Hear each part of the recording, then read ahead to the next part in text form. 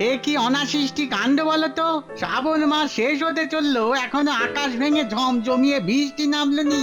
যা বলেছো, আর তো কদিন বাদেই দুর্গা পুজো।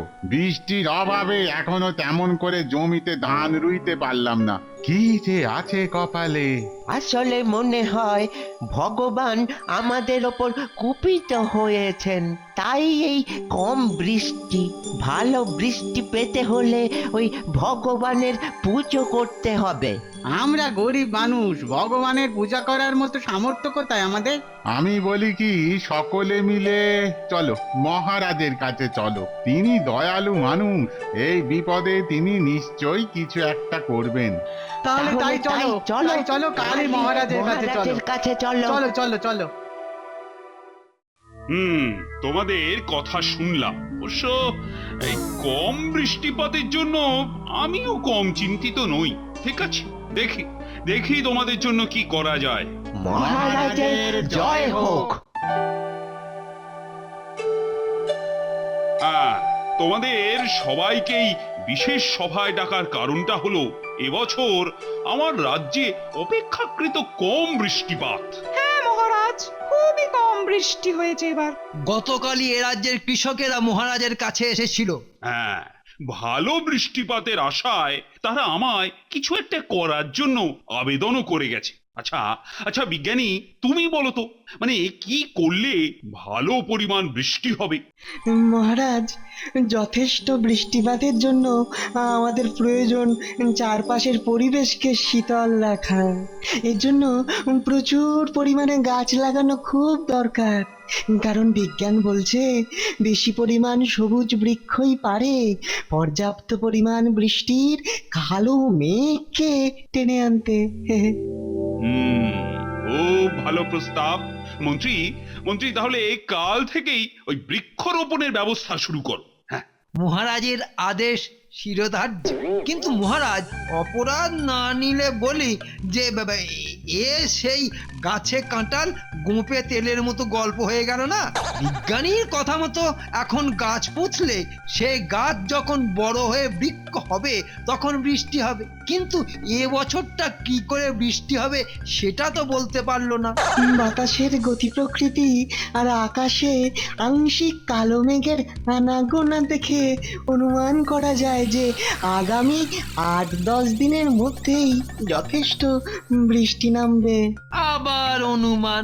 তুমি কেমন বিজ্ঞানী হে? হ্যাঁ, শুধু পরিকল্পনা আর অনুমান। বৃষ্টি কবে হবে সেটা বলতে পারো না? হ্যাঁ? আচ্ছা কি করে বলবে?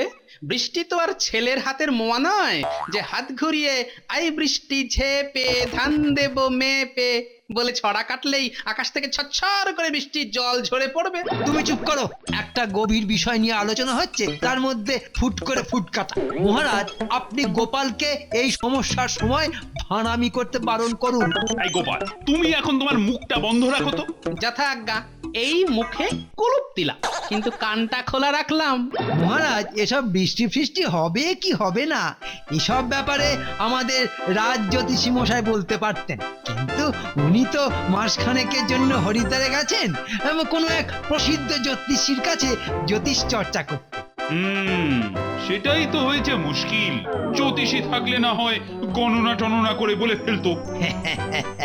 চিন্তা নেই মহারাজ, আমাদের সভায় আরো একজন মহাজ্ঞানী জ্যোতিষ শাস্ত্রে পণ্ডিত আছেন, আমাদের পণ্ডিত মশাই। বড় কি, আমাদের পণ্ডিত মশাই? হ্যাঁ, তবে আর বলছি কি, জ্যোতিষ শাস্ত্রে উনি কারো থেকে কম জান না। যতদিন জ্যোতিষী মশাই না ফিরছেন ততদিন এ ব্যাপারে উনি সামনে নিতে পারবেন। বেশ বেশ, তাহলে পণ্ডিত তুমি বলো এই সমস্যার কি সমাধান? শাস্ত্রে বলেছে ভগবান আর ধরিত্রী দেবী কুপিত হলেই এমনটা হয়। অতিবৃষ্টি অনাবৃষ্টি এইসব আর কি। তাই আমার প্রস্তাব, একটা বড় করে পুজো পাঠের ব্যবস্থা করুন। খুব বড় করে হোম যজ্ঞ। তাতে করে বৃষ্টি নামবে? নামবে কি মহারাজ? আমি শাস্ত্রজ্ঞ পণ্ডিত, আমি হলফ করে বলতে পারি এটাই হলো ঈশ্বরকে তুষ্ট করে বৃষ্টি আনার একমাত্র উপায়। ঠিক আছে, তাহলে তাহলে তার ব্যবস্থাই করো। এতে কিন্তু খরচা অনেক। না না, খরচের জন্য চিন্তা করতে হবে না, তুমি তুমি ফর্দ তৈরি করো। তাহলে তো মন্ত্রী মশাইয়ের সঙ্গে ফর্দ নিয়ে একবার বসতে হয়। বসো, তবে মনে রেখো হোমযজ্ঞ শেষ হবার সাথে সাথেই বৃষ্টি যেন নামে। নামবে তো অবশ্যই। হয়তো এমনও হতে পারে যে যজ্ঞ শেষ হওয়ার সাথে সাথেই বৃষ্টি নামলো। পুরাকালে মুনি ঋষিদের আমলে তো এমনটাই হতো। বেটা এমন ভাব দেখাচ্ছে ওই যেন পুরাকালের মুনি ঋষি। চুপ চুপ, শুনতে পাবে। পেলে পাবে, আমি কি ওদের ভয় করি নাকি? বলো কি ফর্দ বানালে, এই যে পড়ে শোনাও। চাল 100 মণ, ধুতি 50টা, শাড়ি 50টা, হোমের ঘি 10 মণ, এছাড়া তিল, হরিতকি, মিষ্টান্ন, ও হ্যাঁ গামছা 25টা। ঠিক হয়েছে মন্ত্রী মশাই? তোমার মাথা আর আমার মুন্ডু হয়েছে।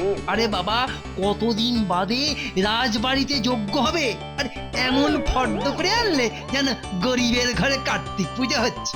বাড়াও বাড়াও, ফর্দ বাড়াও। চাল করো 300 মণ, ধুতি শাড়ি 200টা করে, আর হোমের ঘি করো 30 মণ। 30 মণ? হ্যাঁ 30 মণ। এর মধ্যে অর্ধেক দোকানিকে বিক্রি করে দেবো। সে করুন, ক্ষতি নেই, কিন্তু এতে আমার লাভ। লাভ? মনে রাখবে, যজ্ঞের ডামাডোলে মহারাজের মাথায় হাত বুলিয়ে যা কিছু কামিয়ে নেওয়া যাবে তার ভাগ হবে আধা আধি। কি রাজি তো?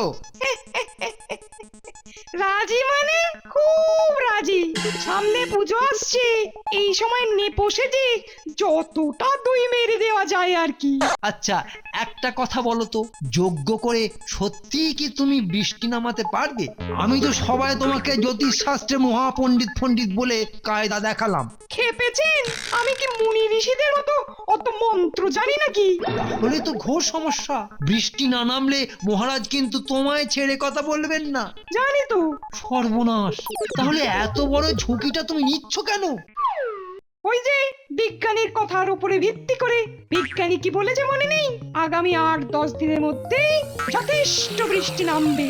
আমি তাই স্থির করেছি যজ্ঞের আয়োজন আর দিনক্ষণ স্থির করতে করতেই 6-7 দিন লাগিয়ে দেবো। তারপর যজ্ঞ শেষ হতে হতে আরো 2-3 দিন, মানে গিয়ে দাঁড়ালো ওই 8-10 দিন। হ্যাঁ, এমনও তো হতে পারে যে সকলে দেখলো যজ্ঞ শেষ হলো আর ঝমঝমিয়ে বৃষ্টি এলো। কেমন? আহা কি মতলব! ঝড়ে বক মরল আর ফকিরের কেরামতি বাড়লো। সাবাস রাজপণ্ডিত, সাবাস! আমার আমার নেপো চাঁদের। কি বুদ্ধি, কি বুদ্ধি! তা নেপো সেজে দই যদি মারতে হয় তাহলে ফর্দে আর একটা জিনিস যোগ করো। কি? 1000 স্বর্ণ মুদ্রা। 1000 স্বর্ণ মুদ্রা? দুজনে পকেটে পুরবা। বলো কি 1000 স্বর্ণ মুদ্রা? আগে হ্যাঁ মহারাজ। তা যজ্ঞে এতগুলো স্বর্ণ মুদ্রা কি কাজে লাগবে? একবার করে ওম ধুমায়িত নমঃ বলে একটা একটা করে স্বর্ণ মুদ্রা যজ্ঞের আগুনে ফেলতে হবে।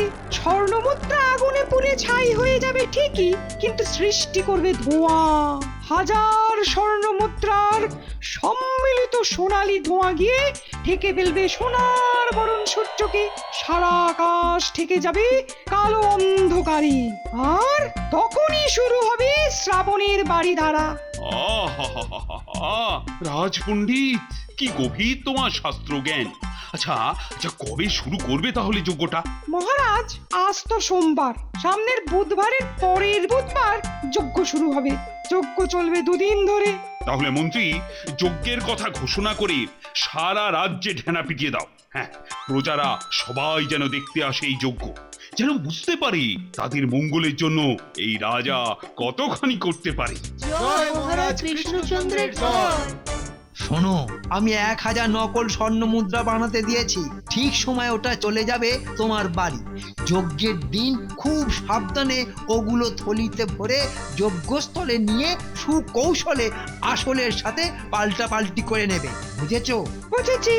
নকল স্বর্ণ মুদ্রা যজ্ঞের আগুনে পুড়ে ছাই হবে আর আসলগুলো আসবে আমাদের ট্যাঁকে। সামনের দুর্গাপুজোটা বেশ ভালোই কাটবে আমাদের। তা যা বলেছেন সবই আপনার বুদ্ধি। তবে যজ্ঞস্থলের হাত ছাপায়ের কাজটা কিন্তু খুব সাবধানে সারতে হবে। মনে রাখবে ওই পেট মোটা গোপাল কিন্তু আশেপাশেই থাকবে। আপনি কোনো চিন্তা করবেন না মন্ত্রী মশাই, মন্ত্র উচ্চারণের মধ্যেই এমন শাস্তি দেবো না, গোপাল তো গোপাল, শিবের বাবাও না টেট্টি পর্যন্ত পাবে না। জানো গোপাল, আমার না খুব কষ্ট হচ্ছে। আমাদের আমাদের মহারাজ বিজ্ঞানের উপর ভরসা রাখতে না পেরে শুধুমাত্র রাজপণ্ডিত আর ওই মন্ত্রীর কথায় সেই ধর্মের হাড়ি কাঠেই মাথা গলালেন। আচ্ছা আচ্ছা, তুমি কি বিশ্বাস করো যে হোম যজ্ঞ করে বৃষ্টি নামানো যায়? কি আর করবেন বলুন, আমরা সকলেই যে রাজকর্মচারী। তবুও তো আমি বিজ্ঞানী, তাই মহারাজের এই অপব্যয়টা কিছুতেই মেনে নিতে পারছি না। আচ্ছা আচ্ছা, তুমি বলো গোপাল, যজ্ঞের হুজুগে জলের মতো যে টাকা খরচ হচ্ছে সেই টাকায় কত ভালো কিছু করা যেত। হ্যাঁ, আরে বাবা, আমি তো বলেছিলাম যে যে বৃষ্টির জন্য কয়েকটা দিন অপেক্ষা করতে, তা না। রাজপণ্ডিত, তাহলে শুরু করো। হ্যাঁ, হ্যাঁ মহারাজ, শুভ সময় আসন্ন, এইবার শুরু করব। মহারাজ, স্বর্ণমুদ্রা। এই নাও পুরো 1000 আছে এতে। মহারাজ, আপনি হয়তো জানেন যে সোনা অথবা রত্নকে প্রথমে শুদ্ধ করে নিতে হয়। হ্যাঁ হ্যাঁ, সে তো জানি। তাহলে তো আমার একটি ঘর লাগবে মহারাজ, যে ঘরে বসে আমি নিরিবিলিতে এই স্বর্ণ মুদ্রাগুলিকে শোধন করে নিতে পারি। ঠিক আছে, তুমি আমার শয়নকক্ষে যাও, নিরিবিলিতে শোধন করে নিয়ে এসো। হ্যাঁ, যাও।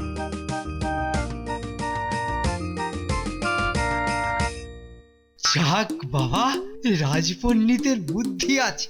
এবার হবে আসলে আর নকলে পাল্টা পাল্টি। সোনার টাকা শোধন করতে নিরিবিলিতে চলে গেল। ব্যাপারটা গোলমেলে মনে হচ্ছে।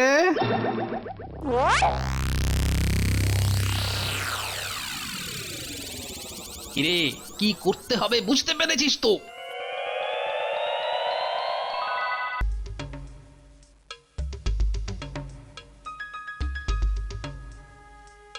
ওহ, রাজপণ্ডিত গেল তো গেলই, এতক্ষণ যে কি করছে কে জানে। চিন্তা করবেন না মহারাজ, এক্ষুনি এসে পড়বে।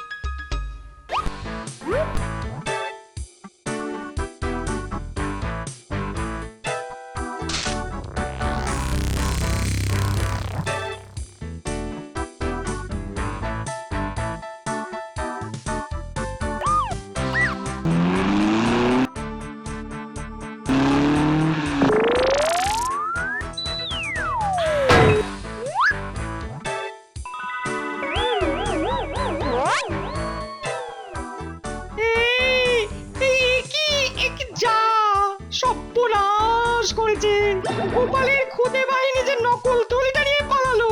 হায় হায় হায় হায় হায় হায় হায়, এখন আমি কি করি? চুরি গেছে বলে মহারাজের কাছে নালিশটাও যে করা যাবে না, তাহলে তো কেঁচো করতে সাপ বেরিয়ে পড়বে। হায় হায় হায় হায় হায়।